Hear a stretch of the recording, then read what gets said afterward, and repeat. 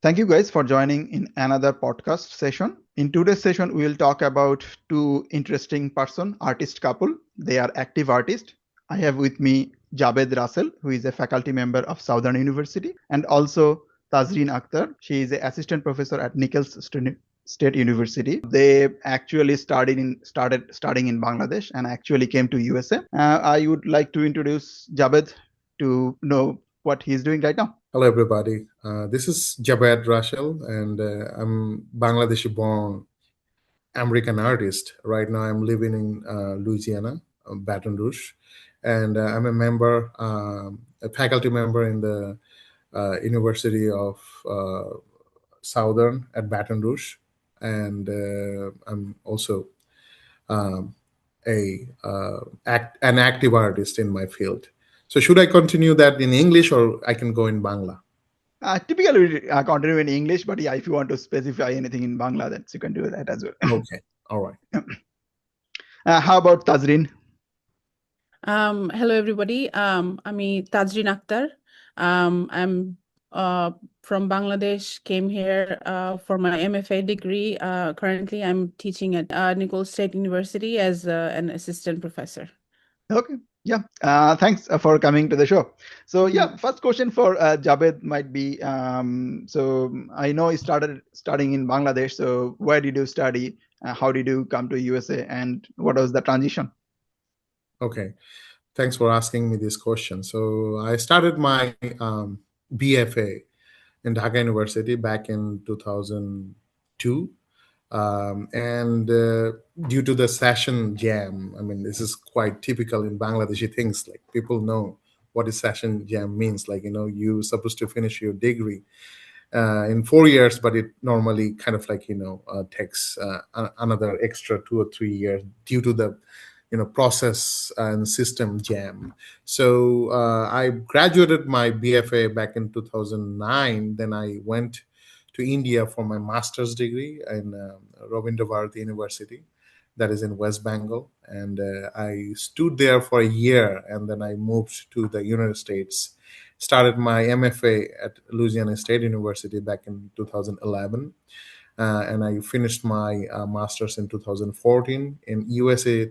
MFA typically it is 3 years master program. So right after I finished my master's, I started my art career, as a freelance artist, and I worked for 2 years as a freelance artist. Then I started teaching in University of Louisiana at Lafayette, in short from ULL, and I taught there 4 years. Then I moved to the Southern University in 2022. Till now, I'm still kind of like a full-time faculty member at Southern University. Yeah. So you have a vast experience of studying like in different countries and also teaching and also like a freelance artist. So I would like to dive a little bit deeper here. So what do you see actually? You studied in Bangladesh and then India and then USA, and also you're the faculty member. You are already in two different universities. And then what are the difference did you see in the study system in different countries? I guess, in Bangladesh, I would say everybody in my fraternity, they all will agree. In Bangladesh, what General Abidin he had created back in that time, like you all know, General Abidin considered as a founding father of art education in Bangladesh. He's well celebrated, well known artist in Bangladesh. What he started, I don't remember that exact year. Ever since, up until now, that never changed. So the curriculum is basically an ancient curriculum. It doesn't actually fit well with our recent or current, education system that we see, which is the standard for the global, perspective. So it's kind of like still in a way backdated curriculum, and I would say I'm not sure about other departments what they do and how they be able to manage their curriculum to make it contemporary. But in art, basically, we saw that declining kind of like qualities over the time, and one of the reasons is basically has been politicized very, very kind of like, deeply. So what does it mean? Basically, people with merit they didn't get the recognition, or Okay. they didn't offer that sort of kind of opportunities. Instead, people who had good relationship with other faculty members, or somehow they were active in politics, they somehow be able to enter to the enter to the universities as faculty, which kind of like is a fall of quality Okay. from the previous generation. So if you see legacies kind of, then Jonal Abidin would consider as a very good artist because he was uh, educated from West Bengal. I mean, the school established by British. So I'm not saying British schooling is the best schooling. What I'm saying, he was among other very well-known artists back in that time, and he was very kind of like devoted artist. We see it, and then his students, and up until now, I guess, um, his fifth generation or sixth generation legacy is kind of going on. So every time we see kind of like the decline of the Okay. qualities, the decline of the education system. So been a challenge for Bangladesh to offer the standard level of education that we see in the rest of the world. So bottom line is, at Bangladesh, they teach art as a set of skill. If you are good Okay. at certain skill, then you would consider as yourself as an artist. But in other part of the world where we see kind of like modern education, and the education system um, offered people the real education. Okay. Got I'm it. not sure whether these words will make controversy or not, but real means kind of like the education is sustainable. I Okay. can say that. So those countries, they teach art as a language point of view. Okay. For example, the way we learn different kind of Okay. language. If you're a creative English writer, then you must know what's the difference between a pedestrian writing versus a professional writing. So I'm talking about that type of skill. So they teach art as a sense of language, but in Bangladesh we learn art as a sense of skill. Okay. So how does it difference to USA? So when you actually go to school, so in technology field, when I talk to other people, we always say that in USA it's more like industry focused in the like technology side, that you build more project, right, which is used in the industry, which is more real life. In Bangladesh or India or Pakistan, most of the thing actually more theory based, right? You learn, you actually write in the exam, you get good grade, right? But in USA, more like project based. You actually work on something, deliver it to the in front of the class members or actually faculty, and then you understand hands-on training here more. So is it actually also true for in the art side as well? Not not totally, because as I Okay. said, art is kind of like over here we Yeah. see they teach art as a sense of language. Okay. Okay. So if you don't have the primary kind of like education of a language, for example, a language has vocabularies and set of grammar, right? If you compare it with English or Bengali, then you have words and you have grammar to arrange these words together, right? And art goes the same way.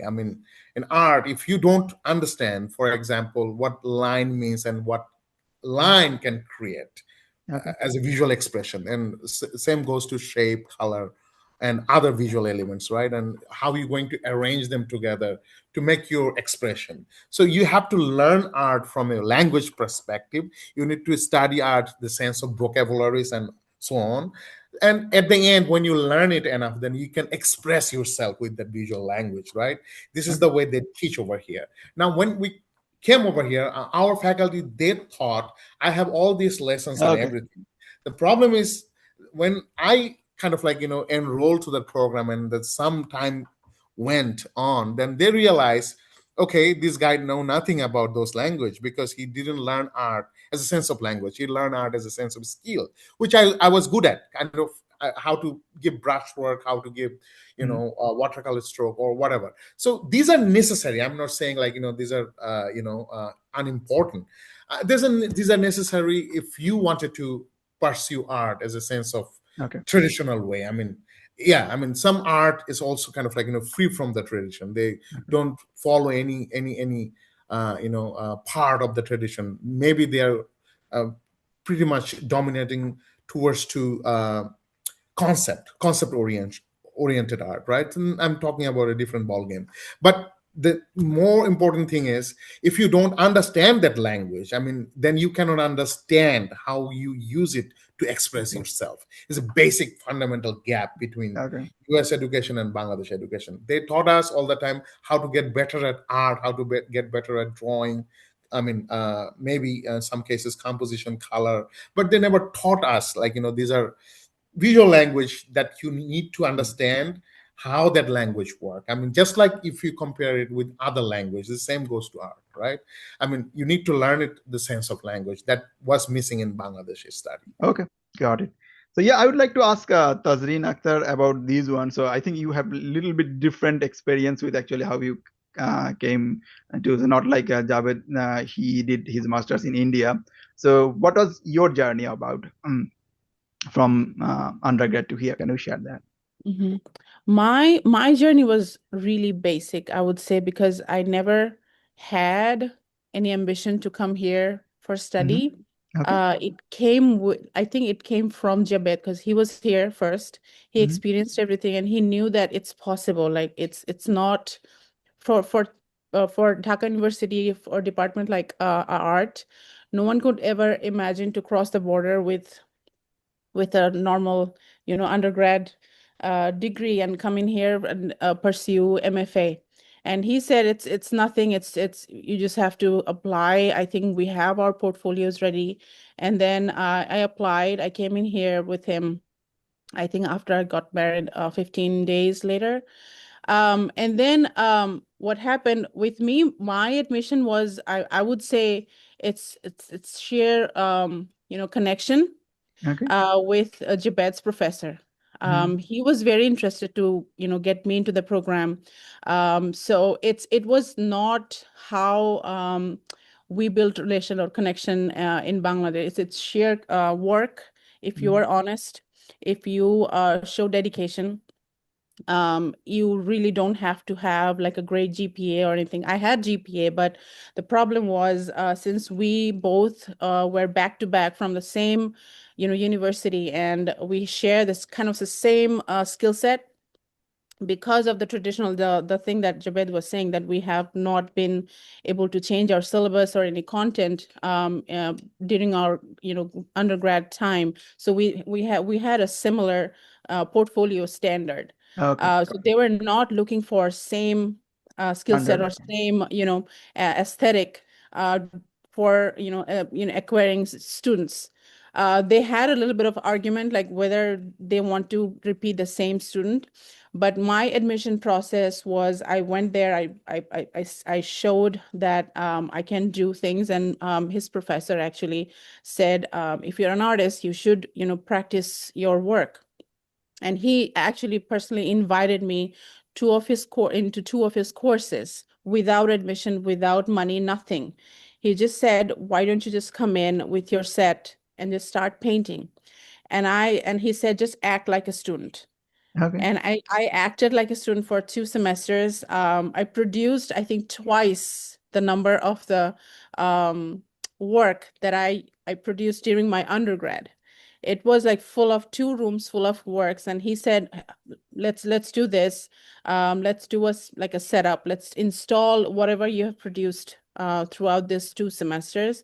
And I'm going to call up all the faculty members and let's just leave it to them, because I was probably number 3 or like a second number, because they had students listed, which is a priority list, and I was not in the list, and I was panicking. We both were nervous because you know how hard it is to survive with one student running the family.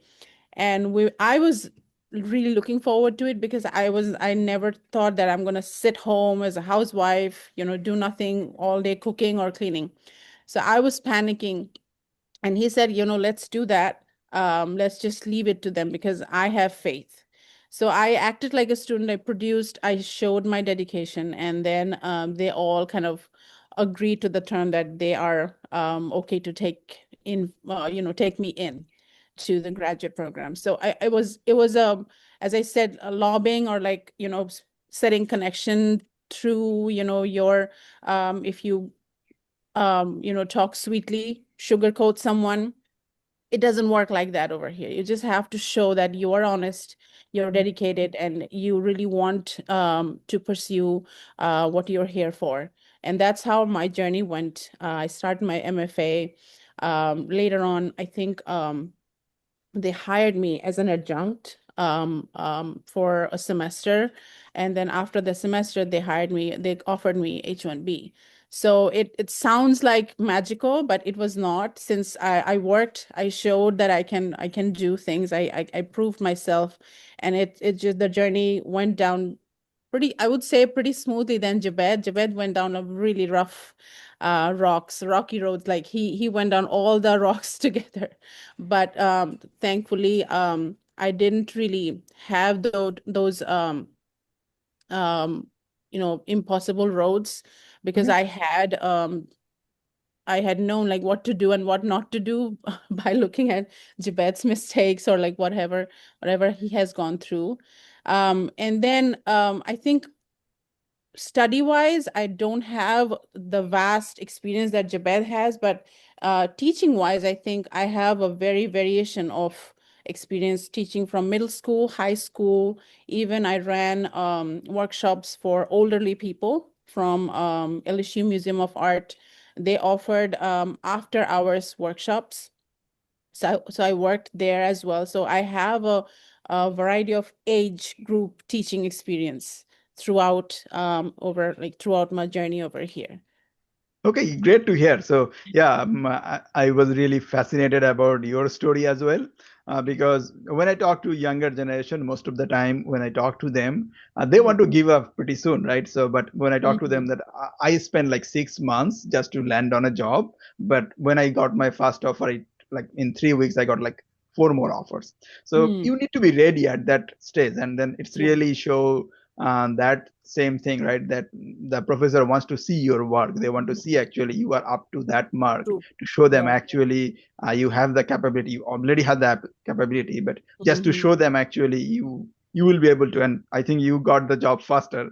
Just after True. graduation, you got like adjunct True. faculty. Yep. So Yeah. yep, that's great. And so yeah, but one key point I want to like pick up from it, that actually even if you don't see the result just then, you are just taking the course, doing the work Yeah. just for the faith, and also just put up the hard work.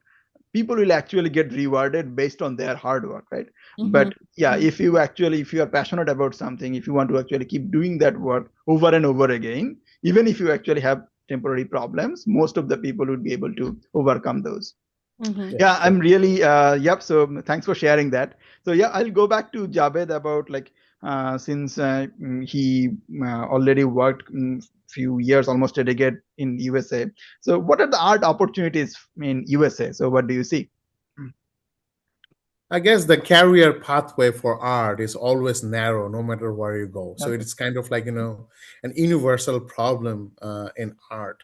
So it's not like just other technical kind of like, field where you see the industry is booming and you are getting, a lot of job opportunities. Art remain kind of like, very specific to these people who had passion about it and who is ready to actually accept the challenge. So many cases, I mean, we say it, I mean, if you want to uh, or you are ready to starve, then you go to this profession, all right? And which is true. I mean, it's not something that like, I would say I'm highly pragmatic about.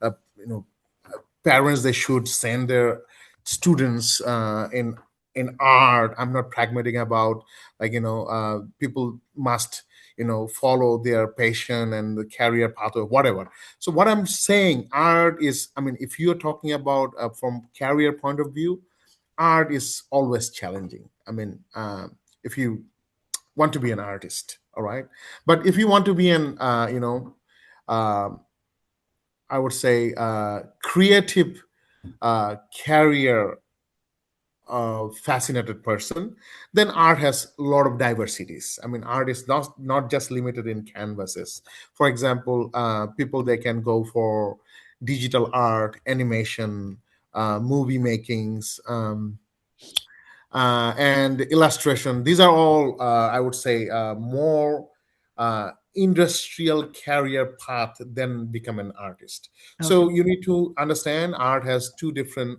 sides. One Okay. is art, as for the sake of art, and Yeah. other one art for your career. All right. So what you select is totally depends on you. Again, I mean, in USA, there are a lot of opportunities, but the problem for the international students in USA, um, they don't get the STEM opportunities. All right. Okay. Yeah. Let me elaborate it. STEM means, you probably, I mean, the science, technology, medical field, and and what are Engineering. engineering, and they probably receive almost 3 years span of OPT, if I'm not wrong, right? Yeah. 1 year initially, then the two years extension or something.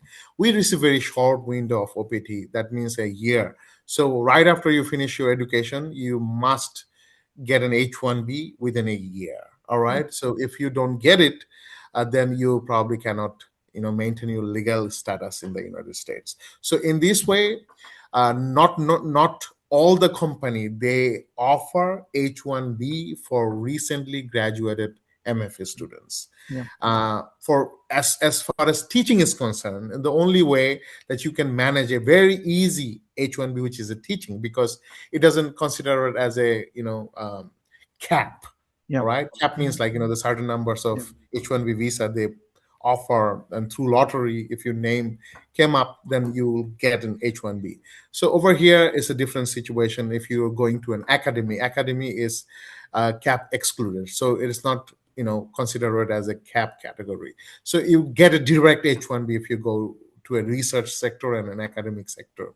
But normally, academy is like a college. And by the way, academy doesn't mean school level of education over here. I Yeah. mean, if you wanted to go for school level education, then most probably they're not going to offer you an H1B. Yeah. Only colleges, they have kind of like privilege to offer direct H1B. And I mean, if you manage to get a full-time college job, only that instance, you can get an easy H1B, which is the case for Shupti. But in my case, since Shupti said I had to face all the hurdles in my life, so I didn't manage my job within the first couple of years. That means I had my OPT and I was jobless during that time, but I was keeping up on my painting. All right, I was making artwork in my studio.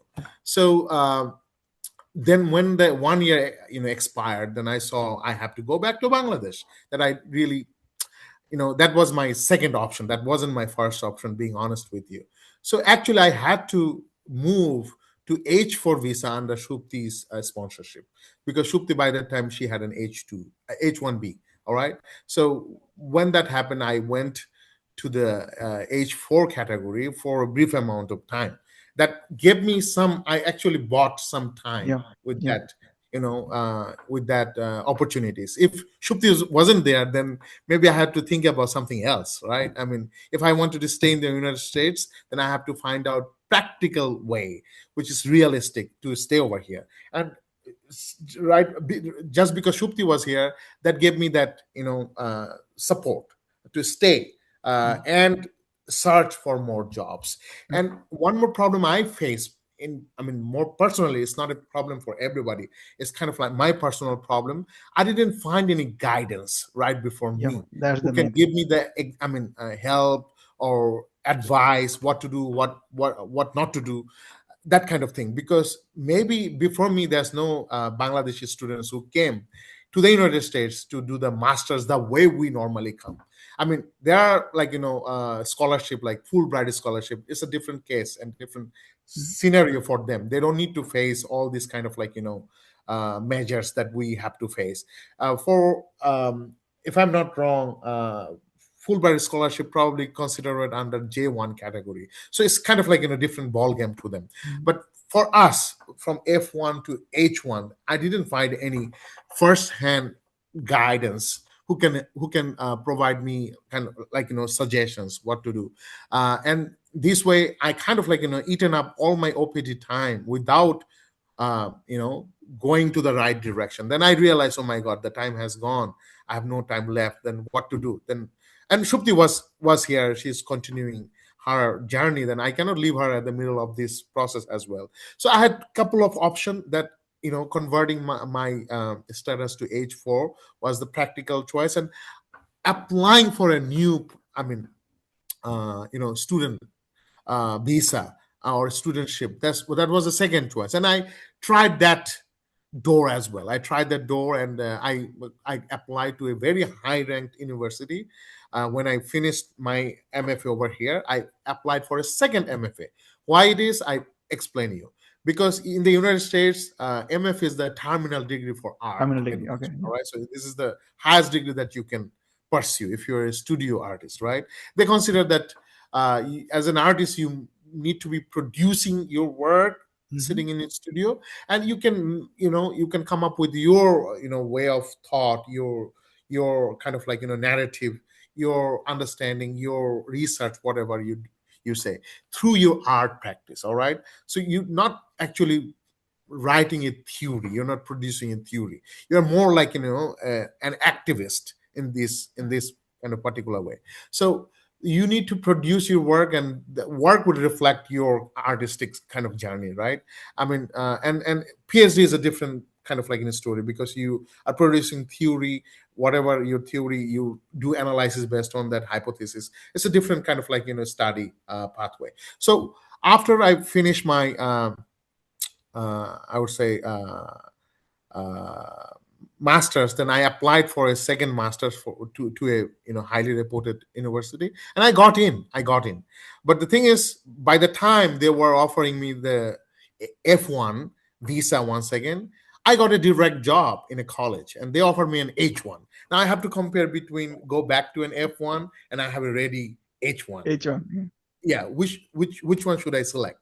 Now the college ranked is very high ranked, yet for us H1 was a dream, right? So I accepted H1B, of course, as a Yeah, that's rational. great to hear. So, I want to keep take 2 point out of these like answer, right? So one thing, a couple of weeks back, I sit down with Asif Ashraf. He was like a watchmaker. He did his like associate degree in watchmaking, and he faced the same issue, right? So after his graduation associate degree, he took his OPT, but after that, he could not able to land on to H1B because there is no H1 category for associate degree in US. Right. So yeah, he was planning to go back to Bangladesh, but what happened in the meantime? His university has an opening for faculty member. He joined faculty as a faculty, and then he worked as like 4 years there until actually they closed the program. But yep, so now he's in USA, he's doing business, all these things. Yeah, and second thing I want to point out from here, right? You mentioned that there was not anyone before you who went through this path already know these things. So that's the main reason we are like doing arranging this podcast, just to hear from other people, right? So just to hear from your journey, people will understand that they need to try all these different things. And same as like Asif and also Javed, you.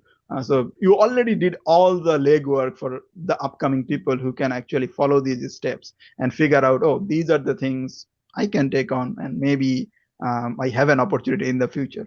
Yeah, thanks for sharing that. Maybe I would like to go to Tajreen about the one more thing.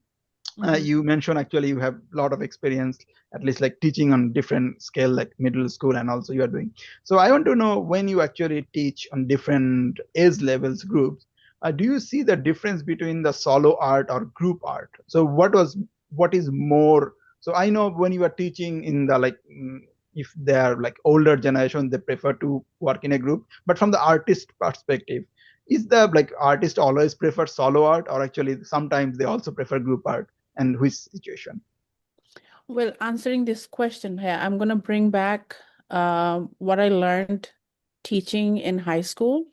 Is there are so they do observations every year. They do two observations. The first one is the previous review, like they will observe, give you feedback, and the last one, they review, and then if you get good points, you will get some raise. That was the deal in high school. So in high school, when they do observations, they do follow a certain layered format. So during that in that format, there are few things that whether you as an instructor or as a teacher, you are able to let the student work alone, and then is your content or is your lesson plan has opportunities to let that same student do the same work as a group.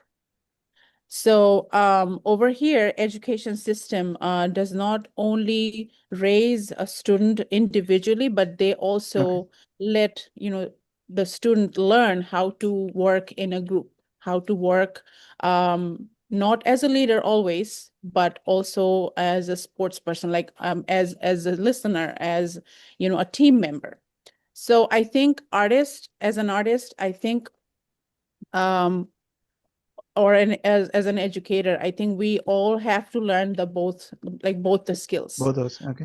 We need to know how to walk alone, and we need to know how to work in a group.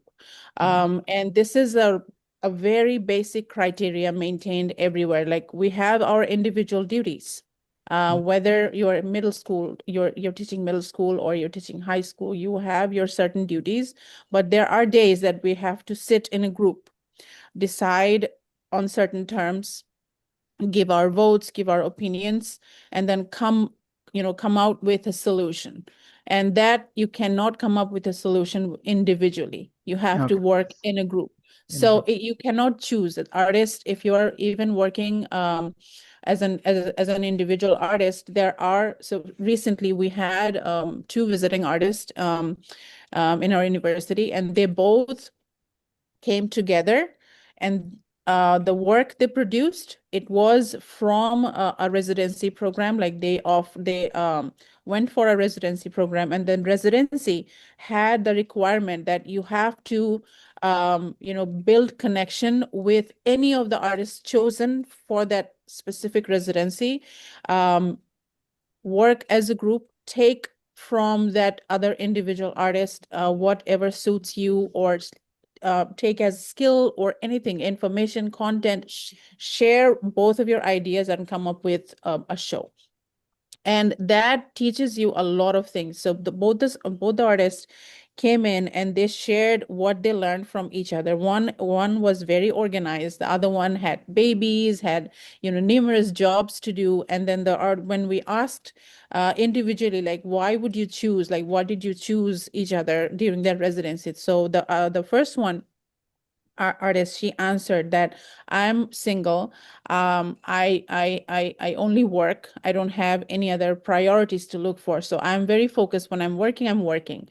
But what I learned from that specific, the other artist, is multitasking. Like she is working, she's cooking, she's taking care of the kids, she's taking the dogs out, but then she's coming with the ideas in her head, and then implementing that in the studio with the minimum time she had.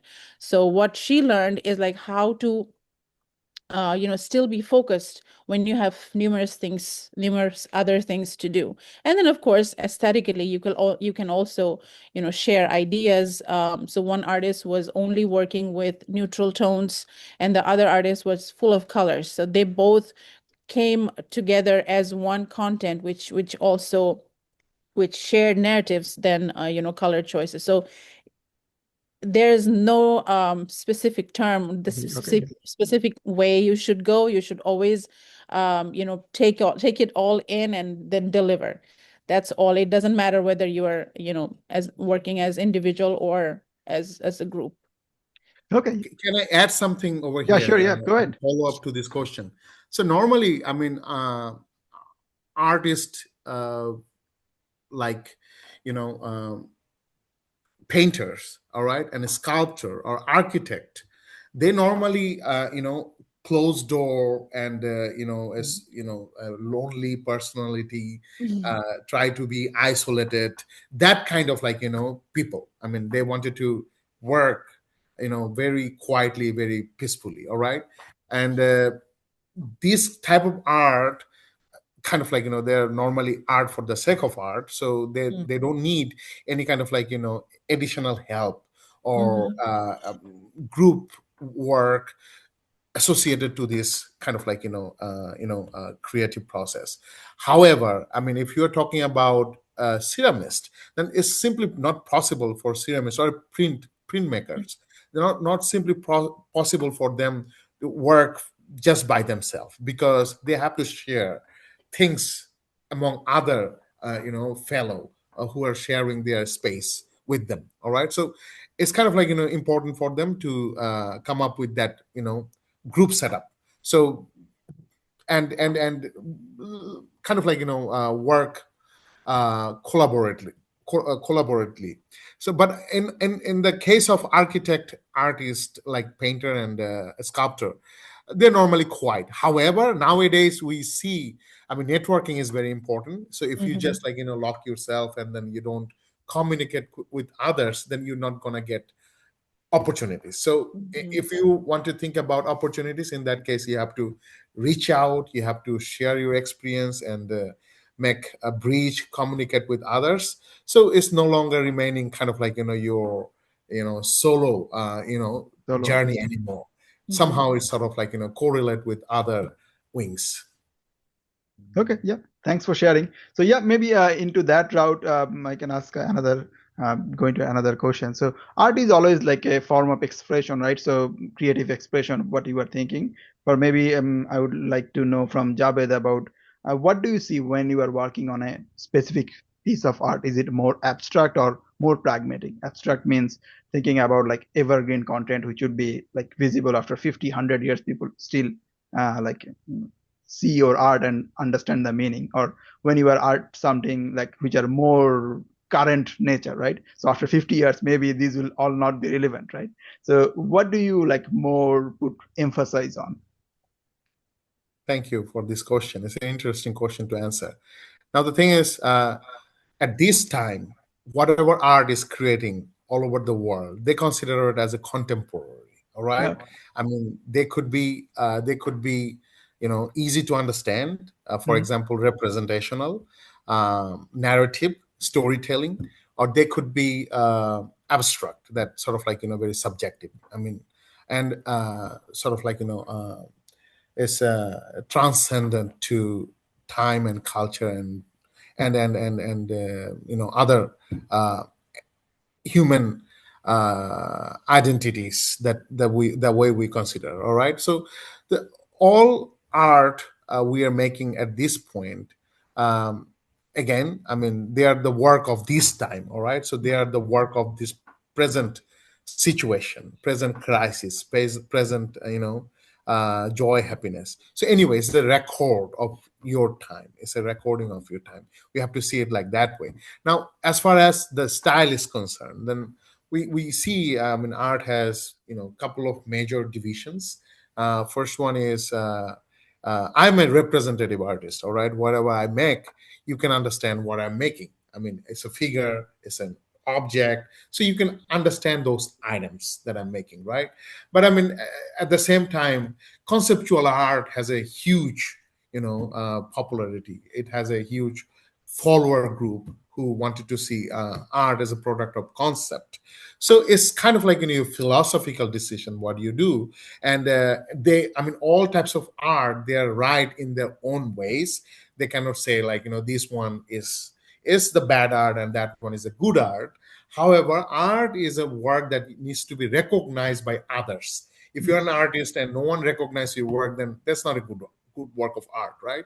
So anyway, if your art is appreciated, your art is sort of cited and, I mean, recognized by other peers, all right, then you can say, yeah, I mean, this art is a good art for this time. But there are some examples too. Art is so complicated. There are some artwork that remain anonymous for a long time, but somehow it kind of got some public attention all of a sudden, and that become very popular, that become very sort of I would say inspiring. So we have that part of the story as well. Now it's very complex, as I'm saying, right? Abstract art, the way we see, both, it has a very primitive history. For example, all the ancient artifact that we are seeing, they are not kind of like highly abstract, highly representational. For example, the Venus of Willendorf is the most oldest artifact that we see. Is a very small, kind of like tiny woman nude figure. We see like the face and arms is totally ignored, and other body parts is sort of like in a way exaggerated. So why that people, nomadic people, like hunter and gatherers, they did abstract art, right? It's kind of like a nuance that you have, and that carried on to us. Because if you just always need real things, then why you need art? You just can go down and see real things, right? In order to art become interesting, it has to have the principle of exaggeration. All right, either you can distort it, you can exaggerate it, or you can simplify it, one or other way, right? Art cannot be just simple imitation of the nature. If it is that, then it's not interesting, right? So even the people who are making representational art, they try to provide the sense of abstraction, so called, in their way, all right, just to make the art look interesting, correct? So i mean so the sense of abstraction, the way people they think, is a recent kind of like thing. Maybe just the modern art has abstraction, but that's not true. Abstraction is a quality that we are seeing forever in every type of artwork produced, and they manage to survive. They all have these kind of qualities, more or less. But when it's coming on conceptual art, yes, that's true. Conceptual art is, we call it Dadaism is a art movement. It started from World War One mostly, and Dadaism basically introduced the conceptual side of art. They try to free art from the tradition, and they try to make art the product of the concept. All right. So, for example, we all know a piece of banana duct tape on wall, and it's sold in $12 million. You Yeah. all is kind of like is in use everywhere, right? So why that isn't work of art? It's just a banana brought from Walmart, and you just need a duct tape to put it in your wall, and it's sold in $12 million, which is a lot of money, right? So yeah, it's a new window of art, but I would not say it's a new window anymore. The history of conceptual art is more than 100 years old already. All right, so we see kind of like two groups of people who wanted to go like to the traditional way, and yet they provide their way of expression to the sense of abstraction they think, which is abstraction, in their way, and they make narrative art. And the other group of people, they try to make conceptual art. There's a middle part too. They're sort of like hanging in between both of these, right? So I'm kind of like a centrist person, so I kind Okay. of hang in between both of these. Okay. What about Tajreen? So, do you have like same in the middle, or actually um, you more focus on the other side? I think, Bhaiya, whenever we sit down and create something, we don't never think of like making, okay, Okay. I'm gonna make an art that's gonna sell, in $1 million, or it's gonna be so famous. It's never like that. Okay. It's a form of art. It's a form of expression. It's a form of language. So so my MFA show was named Conversation. So this is basically what happens in the studio. You sit down, you have conversation in your head with the subject matter, color choices, compositions, and everything. So when everything works out, you get the satisfaction. Like as an artist, you get satisfaction. Like, okay, what I have imagined, it turned out close enough to what I imagined, and then you exhibit, and then you show the work to the juries or to the mass people, and you would never know which kind of clicks or which gets popularity. It just depends on certain people choices, like how the banana got like Yeah. overnight it got so much attention. And then you can never decide whether it's going to be long lasting or whether it's going to be. I think as an artist, what I can say is just the satisfaction with that we keep on going. And I think so far, if we see history, none of the artists knew that they're going to be that famous during Yeah. that time. They were just working from bread and butter, and they were working with kings and different different cities or anything like, but they never thought that they want to be famous. They just did it because of their passion. And then I think the passion, the hard work, if it's enough, or like if it gives you satisfaction, that's what matters to us. And if we die someday and then our art got popularity, I think that's just our hard work will show off. But Okay. we never, it's never decided whether it's going to be long lasting, or however you want to fill it in the box. Okay, got it. So maybe Yeah. I have more like practical question for Tajreen, that actually Yeah. how much time do you typically spend on like actual teaching or faculty job than actually artwork? And maybe to add that another question. So previous question was like more group art. You guys are Mhm. like artist couple. So how much time do you spend together working on art? Well, if I go for myself, before babies, we used to be in the studio till 3 a.m. in the morning. Um, so morning time was classes and everything. After we are done, we used to just eat something from anywhere, and then we used to spend the entire day, or till we had transportation, campus transportation till 3 a.m. So that's the ending night. Mhm. Like, that's the ending time. But then after babies, the scenario changed for me. But teaching wise, since it's a career, it gives me the money to buy, art products, supplies. Teaching takes up, so for now, I think the position that I have, and since I commute hour and a half from where I am right now, they do offer me to teach for 3 days over there, 3 courses, 3 studios, and a couple of more theoretical. But then the other 2 days, Tuesdays and Thursdays, I'm home. So they count that as research time. So that means Okay. Tuesdays and Thursdays, I'm supposed to be painting. That's what I use, probably 2 hours. But since for the babies and everything, it's hard to juggle my life. But I'm slowly trying to come back to at least spend those 2 days in my studio, quiet hours, just sit there, even if I don't paint. I just want to sit there and look at art, look at artist works and everything. But and as a whole, I think right now, since there are two ways we're going for, is one is career, and one is your building your art career as an artist. It's right now it's 60/40. 60% is you give it to your work, because it's not only teaching, it comes with a lot of responsibility. It's like um I used to think that I'm never gonna bring work at home. Since it's an assistant professor job, it's more than work in the school, but you have to bring work at home sometimes. So I try to dedicate those 2 days in my studios, and slowly going back to my previous schedule, which I don't think it's going to happen very soon because of the babies.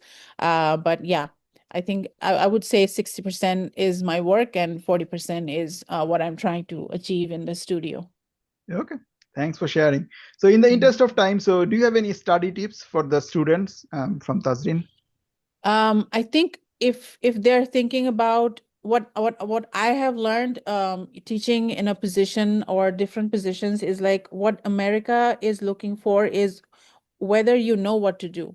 Mhm. What I have seen in the undergrad in Bangladesh is like they only, as Jabed said, they only try to polish you up in your skill set. Like just work every day, work. Why do I work every day? Why? That why question we need to ask frequently.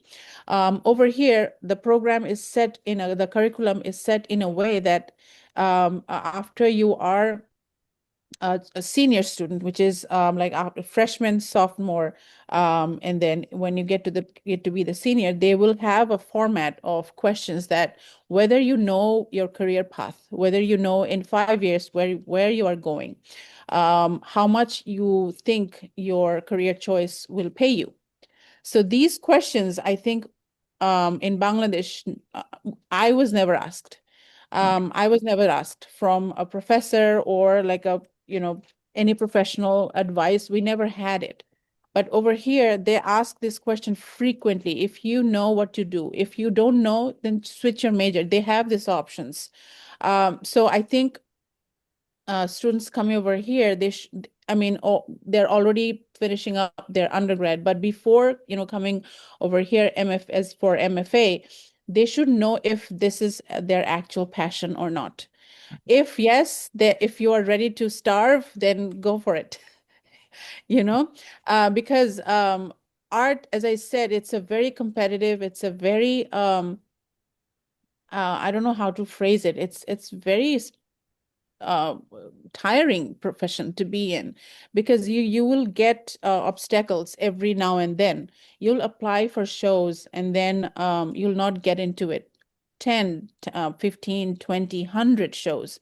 Same for the, career choices, like job purposes. So study tips, I would say, just keep working, keep enriching yourself by looking at art, books. Of course, reading is important, which I lack big time, but I'm trying to have that habit, like wherever I see some articles, whenever I have a little time during my drive, I try to listen to podcasts. So keeping ourselves updated is one thing to go. And then study-wise, I would say just enrich yourself with the basics. If the students are trying to apply for MFA or higher degree in the United States, they need to know their basics. They need to know the languages, they need to know the visual languages, because that's what we look for over here. When I've been through two hiring positions, so I was in the hiring committee. During the process, they look for applicants who not only know the basics, but also know how to apply it, and then how to navigate the students through their profession, through their knowledge, and through their artistic careers as well. So it's not only just studying, but it's also about updating yourself. It's also about knowing what's happening in the world, and then implementing it. Okay. Yep. Thanks for sharing. I think if I want to like summarize your answer, mainly the art profession actually build resilience, right? So you are building Yeah. resilience. You Yeah. become persistent with actually and try all these things. And yeah, Try all Javed this. is the perfect Javed is the perfect example for that. So yeah, I would like to ask Javed last question about like you struggle a lot in the career, at least for the time being. You know a lot of the things. So do you have any idea to share for the upcoming students or who just recently graduated in the art field, right? So what are the career opportunities in USA and how they can better prepare? So just to land on a job if they want to, or maybe take it as a freelance artist career, right? So what are the obstacles, Javed, you see in this So profession? are we talking about students who wanted to come to the United States to No, art? actually, who already graduated. So yeah, someone Yes. came here, already graduated. Now actually they want to land on a career. So I guess we can count this number. So, and I have their contacts, all right? okay. And they'll reach out to me for this advice directly, because there's only few students who is doing art at this current time, all right? I mean, this number is very, very limited. So this advice, I would say, if I give it in public sort of like platform, not going to benefit a lot of people, right? I mean, because the number of artist students who just finishing, or they're almost close to their final years, I probably know all of them, and we all connected somehow, because the community is very, very small. It's very, very, Mm. very, very kind of like in a close. Can I add? Sorry, but Sure, I'm yeah. cutting you off. Yeah. One thing that I learned, or like one thing that stuck in my head, is like during my graduation MFA degree, one of my professors said, Shukti, now you're free. Now we are not on top of your head. Mhm. just whichever opportunities come through your road, Grab just it. say yes. Yes. Just say yes. And then if you even don't know how to perform that job, you can learn. You can learn even the day before the job starts. That's exactly what I did. And during my OPT, I was working 3 jobs at a time. And I just followed whatever my professor said. Like she said, like whatever comes through your path, say yes. I said yes to my the adjunct position that I was offered. I didn't stop. I didn't stop myself.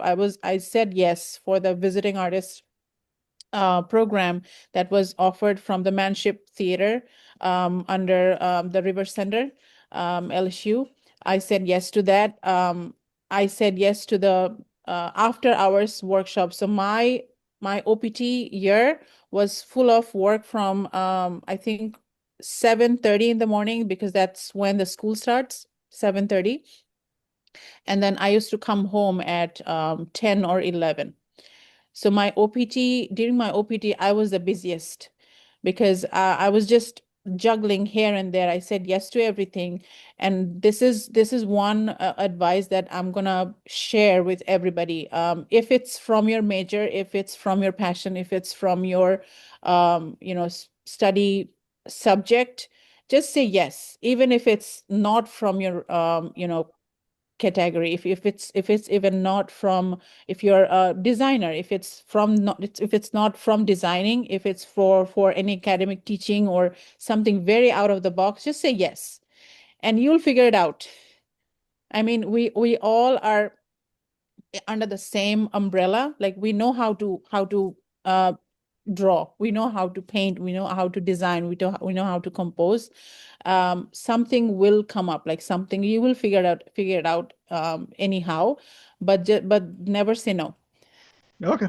Yeah, Now good to let hear. me come to the Yes, sure. answer. That and now let me answer it a little bit more seriously. All right, I would say whoever close to their final years, they need to take their OPT seriously, and they Mhm. need to gather some experience from the Mhm, OPT, even though it's not going to kind of like open up the other opportunities for them in the US. But mhm, if you just take this experience with you and go back to Bangladesh, still is mhm, going to give you a lot of help Yes. because you have some first-hand job experience living in the from the US kind of like in a job fields. All right, so or US organizations, it's going to provide you future help in so many different ways. All right, so I would say start you know start planning ahead what you're going to do in your OPD time.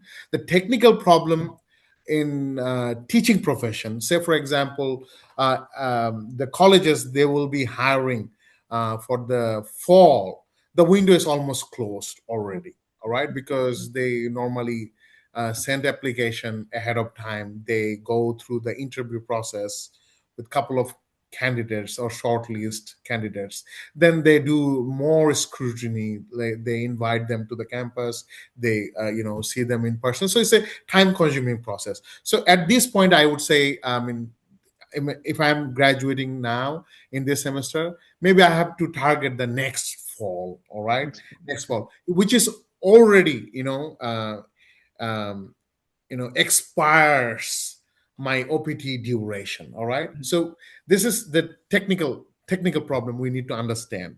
So first of all, you start uh, you know uh, taking the OPT's opportunities as best as possible, and then second thing is you start building networking. All right, so mhm, for example, if you build network and you stay relevant, for example, you're doing exhibitions, you're doing shows, you are showing that you are an active artist, and it's possible, it's staying outside of the United States. You don't have to be mhm, here in order to do that. So if you remain relevant, then in the future you can get a direct H1B or direct From position. outside. And it's not Mhm. impossible because there are a lot of hirings we see. Normally colleges, they hire scholars from overseas. It's a very common thing over here. So stay relevant is very important for them. So but our cases, Shupti's cases was very unusual. Shupti almost did not have to face any large obstacle. That I see her career path was quite smooth as of now. So not necessarily is true for everybody. For example, I'm not as sort of lucky as her that I kind of witnessed. So I would say plan for other opportunities. Try to try out something else as well. Nowadays, I mean, art is a global thing, right? A US degree itself is a huge achievement, I would say. Don't underestimate it, because you can use it to do many other things in the future. For example, you can go to a different country, I mean, a whole different country, and you can sort of become a faculty over there. There are international kind of like hiring also going on all over the place. For example, Middle East is a very good place to go and start your teaching careers over there, and they're looking for US educated people, right? I mean, in Bangladesh, we are also growing our market, and education sector will be strengthening in the future. So we'll see, this degree will provide you a lot of opportunities. So I mean, try to be relevant, which is most important. All right, don't stop the journey right over here right after your degree, since it's a different pathway. I mean, sometime an education probably not going to provide you help, but the experience and relativity probably will give you more benefit. We know artists who has no degree but they are very successful in their art career.